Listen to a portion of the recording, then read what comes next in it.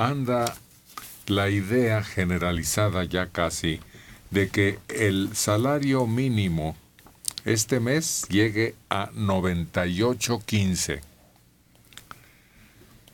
La Confederación Patronal de la República insiste en que en este mes se debe alinear el salario mínimo general a la línea de bienestar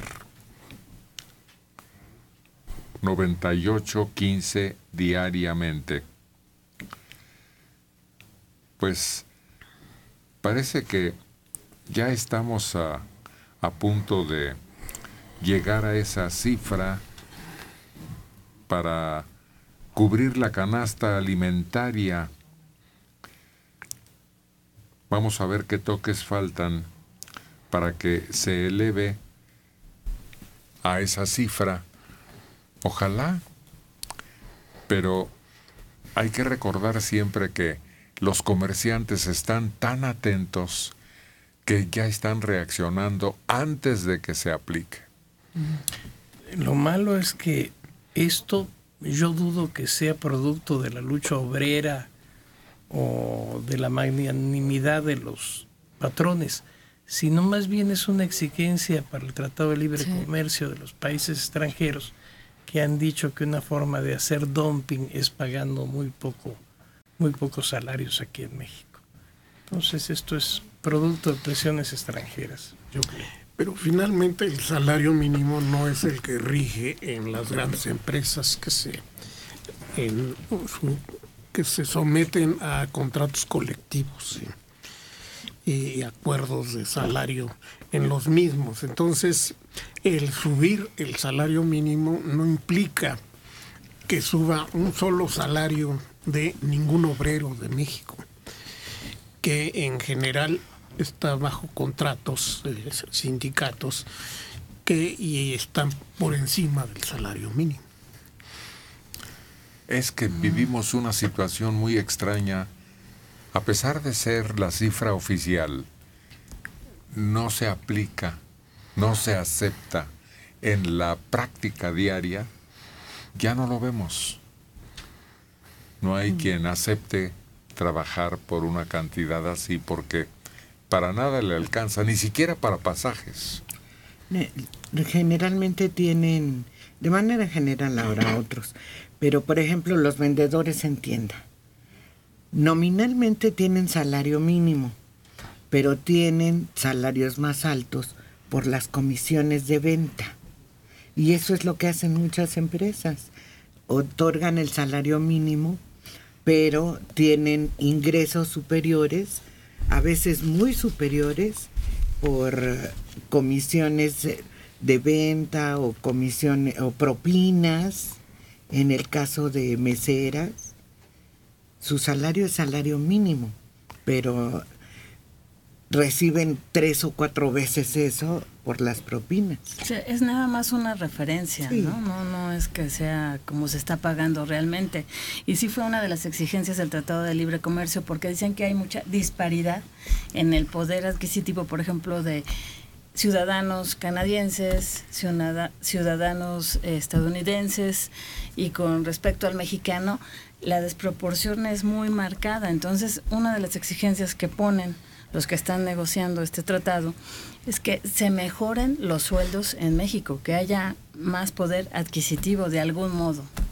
Pero no se refieren a los salarios generales, sino a los que están específicamente en alguna actividad, por ejemplo en la automotriz. Si no es el salario en general, porque en el Tratado de Libre Comercio no tocan las políticas salariales de cada país, sino las políticas que van afectando diferentes industrias que ingresan al Tratado de Libre Comercio. Correcto. Y el único problema es de que no suben los sueldos. En general esto no es que sea una mejora. Yo mañana no voy a ver en mi bolsillo más dinero, pero sí voy a ver precios y multas más caras. Una referencia. Había una distribución muy curiosa del salario mínimo. Para trabajos especializados era otra categoría. Para zonas de mayor costo de la vida había otra tarifa. En el campo también, y entre los obreros o burócratas había una diferencia que no te explicaba exactamente cómo funcionaba, había que ver la tabla. Sí, había para soldadores, trabajadores de la industria cementera, todos estaban en un catálogo con sus salarios mínimos de cada uno de ellos. ¿Sí? Pero aún así, cuando suban todos, la mayor parte de los obreros están bajo un contrato que tiene generalmente bastante por encima del salario mínimo.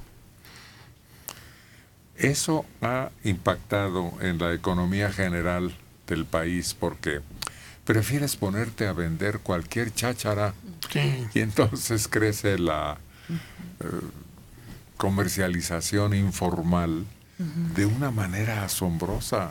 La mayor parte de la gente no acepta, no le conviene, vamos. Gana más haciendo su luchita. Pero es que es otra serie de compromisos los que asumes una vez que... Si tú eres vendedor informal, empiezas a trabajar a la hora que te da la gana y donde te da la gana.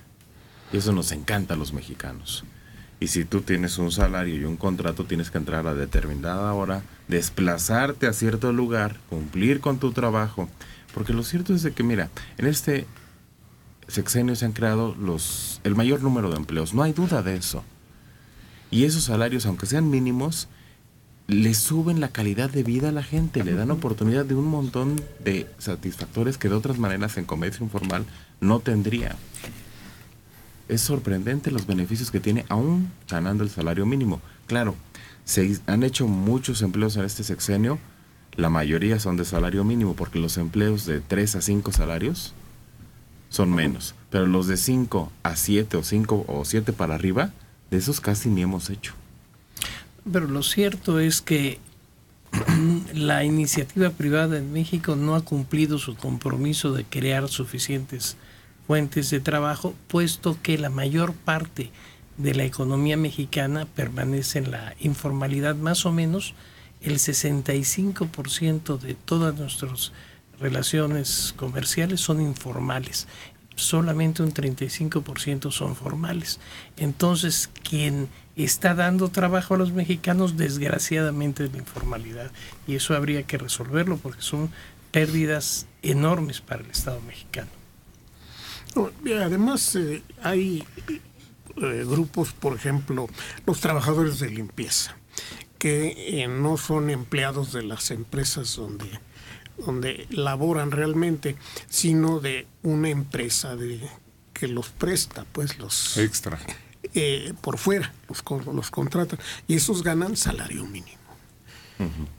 Todos. Y uno le pregunta a las personas que hacen eso, ¿usted cuánto gana? Salario mínimo. Sí. Pero el mayor problema de esas empresas, que además el gobierno las propició, cuando suspende todas las plazas de intendencia en las oficinas de gobierno, que las suspendieron en todas, entonces empiezan a crecer estas empresas de limpieza, porque antes nada más había 2 o 3 de las más conocidas, pero cualquiera ponía una oficinita y contrataba gente. Eso fue terrible. Pero ¿sabes qué es lo más grave? Que hay empresas de esas de limpieza que tienen 50 empleados. ¿Sabes cuántos tienen seguro social? 5. Pues claro. Es obvio, porque no pueden cubrir esas responsabilidades oficiales.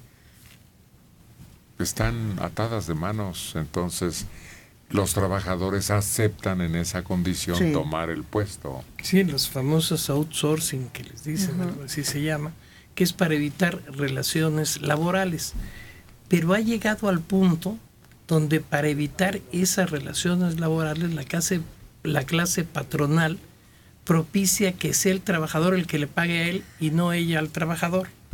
Ejemplo, los cuidacoches de los supermercados, sobre todo de Walmart, pagan 10 pesos diarios por permitirles que cuiden coches. Otro ejemplo, Uber. Uber es el trabajador el que le paga al patrón, porque su patrón finalmente el que le dice cómo hacerlo, cuándo hacerlo y con quién hacerlo es Uber. Pero no hay relación laboral porque Uber no le paga al trabajador, es el trabajador el que le paga a Uber. Y eso se está extendiendo mucho a nivel mundial, esa forma de evitar las relaciones laborales. Hay tareas que te permiten obtener buscas, lo que llamamos nosotros así. Cuando vemos al camión de limpia, pues nada más el chofer y su ayudante, pero lleva a 5 o 6 extra. Sí. Y esos de qué viven, dice uno. En primer lugar, hay propinas que se distribuyen equitativamente según se acepta en un convenio no estipulado, vamos. Pero además se aprovecha material que puede reciclarse y de ahí viene la mayor parte de las ganancias para poder obtener sueldo para esos empleados.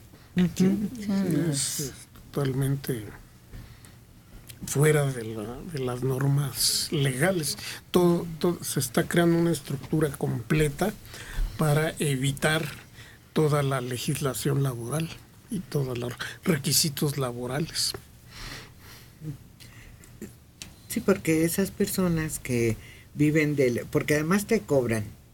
Si van a un edificio a recoger la basura, ya hay una cuota mensual que le pagas al camión para que recoja la basura todos los días. Pero esas personas no tienen ningún beneficio social, no tienen seguro social, no tienen Infonavit, no tienen nada. Desde luego, esa es la informalidad que afecta tanto al país. Pero es en ese campo, en el de la basura, ellos reciben más que si estuvieran en una fábrica. Tu basura depende de qué volumen signifique, porque toda tiene un costo. Se llevan esto y calculan ellos una cuota que de ninguna manera puedes negarte a cubrir, porque de lo contrario te quedas con tu basura toda la semana. Sí. A menos de que las saques y las pongas en bolsas en el punto donde llega el camión. No se puede, no lo recogen y es un delito. Te levanta la patrulla, porque además la tarifa se establece según la colonia. Si tú vives en una colonia más o menos uyuyuy, un mueble no vale lo mismo que en una colonia de menor categoría. Pero es curioso, César puso el ejemplo de empresas de internet. Los viene que están en la calle, también le pagan al gobierno por dejarlos extorsionarnos para dominar una zona y permitir el estacionamiento. Entonces, en todos lados se da. No lo vamos a detener, el problema es que no lo vamos a detener, pero nadie ha querido ser el guapo de cobrar impuestos para todos. Porque esos que están en la economía informal y que aunque no tengan derechos, también me están quitando dinero a mí de la bolsa, me están robando. Y hasta que no nos cobren impuestos a todo por todo, no vamos a poder controlar eso. Fíjate, dices que es un beneficio para alguien. Los mercados sobre ruedas y los tianguis han sido el gran negocio de las delegaciones. Porque si tú tienes un puestecito de 2x2, pagas una cuota. Pero hemos visto puestos que son 5 o 6 de los pequeños, esos pagan otra cuota. Y eso se reparte entre la delegación a la que corresponde y el líder del tianguis. Es una ganancia que está fuera de todo control, porque a ver, ¿qué delegación dice a mí me pagan tanto cada puesto de tal colonia? Nunca. Eso entra de manera directa, yo no sé si a los bolsillos o al ejercicio social, no, pero de que no hay claridad en todos esos ingresos, no la hay. Y siempre hay que pasar corriente. Eso sí, porque si no, te corren. ¿Tú has visto en los tianguis a una mujer humilde que llega con una canasta de tortillas? La sacan, La sacan. la expulsan. Cálmate, la acusan de que sus tortillas son piratas, o de que cómo está vendiendo, que no tiene un permiso de salubridad Sí. para venderlos. Es más fácil vender productos pirata, que también pagan una cuota extra.